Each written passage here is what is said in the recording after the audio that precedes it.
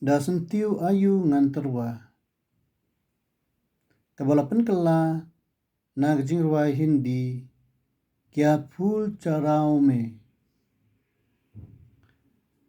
Da sentiu ayu nganterwa hikmat kaduan ublay. Da jing ai ayu ngan wan ai ngam tip ngam snel to ai. Da sentiu ayu nganterwa hikmat kaduan ublay.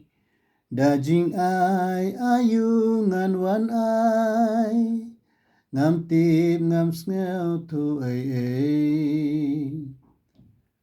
Ablay ba i jatu yanga ka ei mikwa da ei nganra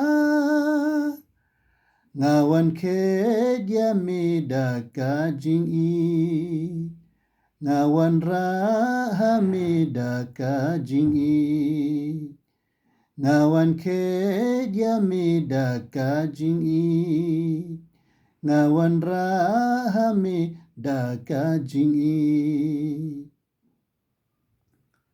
Jing im jongan adong sadong nga ai tilud hami kutray ngawan ke dia mida ka jing i ngawan ra hamida ka jing i ngawan ke dia mida ka jing i ngawan ra hamida ka jing i.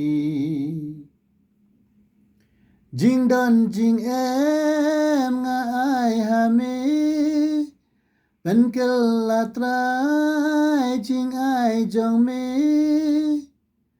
ngawan ke dia mida ka jing i ngawan ra hamida ka jing i ngawan ke dia mida ka jing i ngawan ra hamida ka jing i.